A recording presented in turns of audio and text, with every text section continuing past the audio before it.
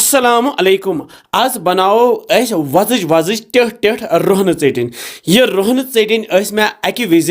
गुजरातस मज खेमस। यथ चटनी छु बतस सहित वारियाह मज यवान खेनस। तो वमेद से तह यह चटनी पसंद। पकियो करो शुरू। मैंने यथ प्लेटस पे क्या हक मर्चवांगन इम घर कुली मर्चवांगन वजिल वजिल तो बेच यह रोहन कावल अख लकटे हिश तो यम दोनवे मर्चवांगन तो रोहन थो मे छलित तो मर्चवांगन त्रावो छलित यथ कावलि मज तो पे त्रावोस तोत रसुर हूँ आब पे थवोस ढकन तो थवन 10-15 मिनटन वजन बापत इत काल ओन मे यपर वखुल तो यह रोहन त्रावो ये वखलस मज तो यह रोहन दगहोन सही पे ये छोट सत काल मिहन गो मिक्सी जारस मज तथ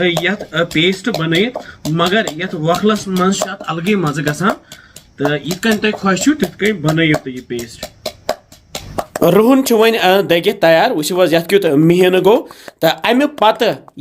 पूर दग दिथ त्रावो यथ मज यम मर्चवांगन यम वजन बापत यथ कावलि मज थे तो अमे पत दगहोक यम मर्चवांगन ये रोहन सती वखलस मज कह चटनी बनाने पत अत अलगे मजा आसान तो आज वन मिक्सर ग्राइंडर तमित तो तम सम गसान आसान मगर युथ मज यथ वखलस मज गसान तुथ गसान पत तथ मिक्सर ग्राइंडरस मज चटनी कह तो यह चटनी तैयार कर कड़ो यथ कावलि मज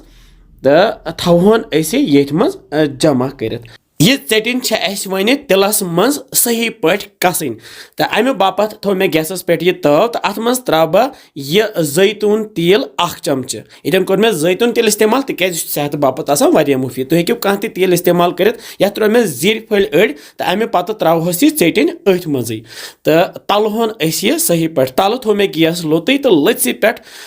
करहोन यह तैयार तो यह पूरा तलन तलने सत रोहन चटनी अलगे मज गसान तुम बनजो यह जरूरी तो तलित त्रावो यथ वन नुन चमच ओड तो रलावन बे सही पे तो अमे पत अगर बास कि यह रू थोड़ा सा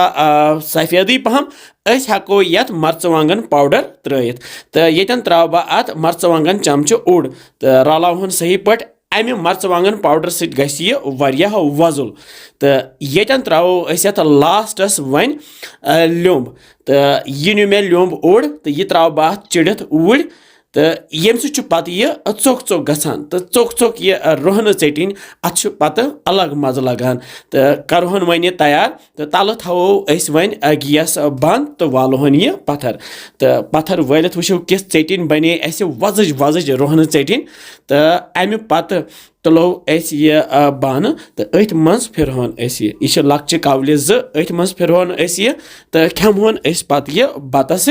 या अगर चोट सह सिन खेवान तो तथ सको खेत तो वमेद से तुम यह अजिच रोहन चटनी पसंद आमज तुम तह बनजो बे वनान कि बसान तुम सान रेसिपीज इंशाल्लाह समखो जल्दी बे तुम थो पुन ख्याल बिहु रबस हवाल।